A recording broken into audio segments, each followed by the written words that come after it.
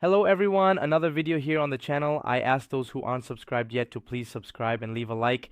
If you enjoy the content, share it.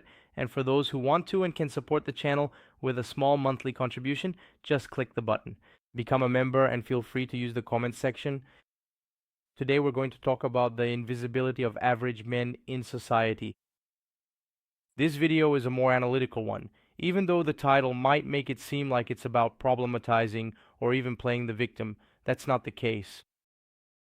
It's not in that vein of we need to talk about singleness or the loneliness of average men in society. That's not the angle here, not at all. That's not the focus of my channel. No, I don't do problematizations here. What we do here is analyze behaviors and patterns. That's it.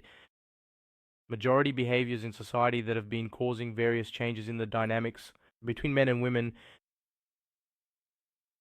This complex issue regarding the unfortunate invisibility of the average man in our society, specifically because of women, how women tend to have a certain strong aversion to forming deep romantic connections with nice, average, and truly caring men, and so on. In female nature, this has always existed.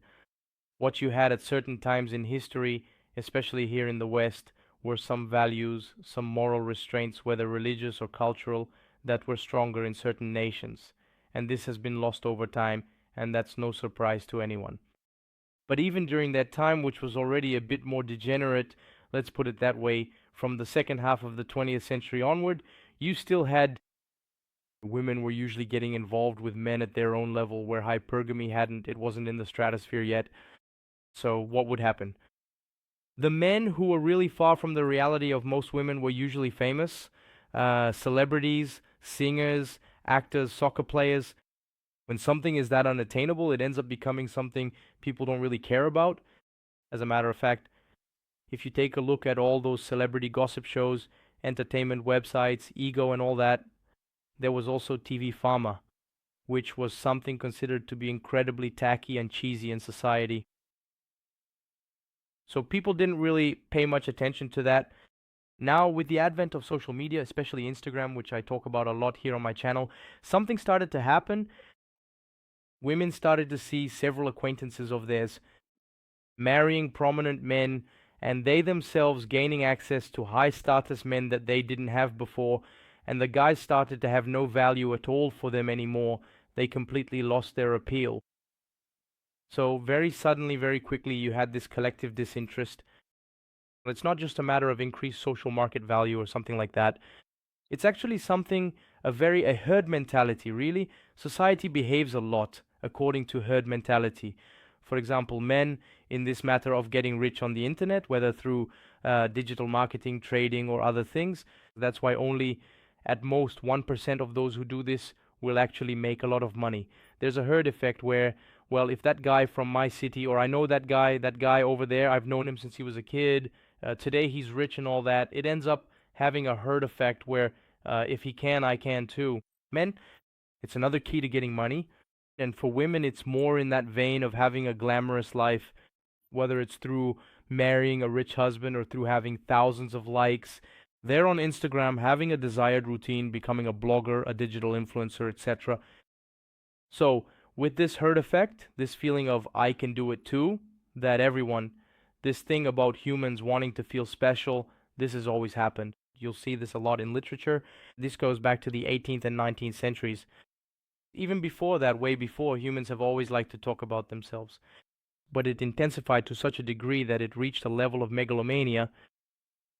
So, like, you see several people who were considered normal just 10 or 12 years ago.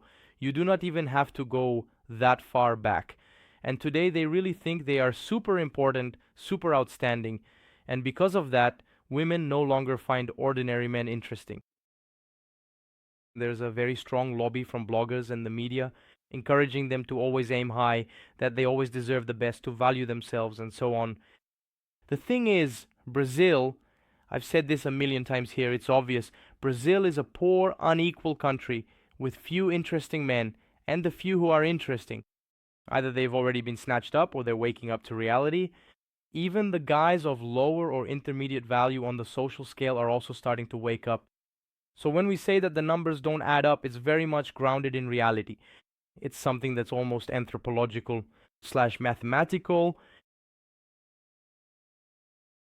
slash social income. Let's put it that way. Social class through income. Sorry. So you don't have to be a genius in Brazil to see that the bubble has formed. So these average men, there was even a commenter here who pointed out how important these guys are, how they carry society on their backs by doing all sorts of jobs that no one else does, whether it's transporting food, in excavation, in construction, in cleaning the city, in the tech sector, and so on. It's not that there aren't women in these fields, but this is a mathematical, statistical issue that's easily verifiable. There's nothing about gender here. This is something you can check with any public agency, in companies, in employment, labor, and income data. There are more men in these types of jobs. So these guys are invisible, not just when it comes to women, but also often in terms of professional recognition. And without them, society doesn't function. And for women, marrying guys like this is a death sentence, at least for modern women. So it is actually quite deeply concerning because the traditional concept of monogamy has already been significantly eroded. Unless there is a change, it's funny nowadays, it's a contradiction, a paradox. There's a very strong pro monogamy message aimed at men, which I've been talking about here. On the channel, I've mentioned those sayings like, a real man wins over a woman every day. A real man is one who loves a woman. A man respects even a casual fling, and so on. But for women, the narrative is already more geared toward polygamy. But society is being eroded. This issue of monogamy, because of divorces, unhappy couples, depressed women, and so on. So to wrap things up, this is going to be a slightly shorter video than usual. My average is usually 15 or 16 minutes, this one. I think it'll be around 10 minutes. Notice very clearly that women find very little appeal in average men, especially when they're young. After 30, or for those with better genetics after 35, they start to broaden their options and look at these guys because that's when desperation kicks in. It's like sending the goalkeeper into the box, as we've already talked about here. So it's just that average men are realizing that things have gotten very difficult for them. They've lost a lot of value, just like the currency here in Brazil has also lost a lot of value. So, as I've already made a video talking about female inflation, there has also been a devaluation of men, of the average man. Whereas this kind of society, which only values status, money, chads, and extremely privileged genetics, benefits at most 1 to 3% of men in Brazil. In rich countries, it's 10%, 15% at most, if that. I've never believed in this 80-20 thing. No, I think that's being pretty generous. The 80-20 rule was before smartphones in rich countries. So you'll always see that women are aiming for the top, that they change, their behavior changes as they get older, and there are a lot of men waking up to this. But obviously the number of simp men in Brazil is still very high. But it's hard to find a woman who's had so many thrills, whose dopamine receptors are so affected that it's hard to imagine they'll accept these low value guys, and even some of the intermediate ones. There. So, personal development, always pay attention, just like Davi from Oque A Vida Sempre Fala says, to always observe society. I endorse what he says, and always stay alert to everything that's happening because the modern world is changing, and especially Brazil, which is really something quite strange, okay? A big hug to all of you, my friends.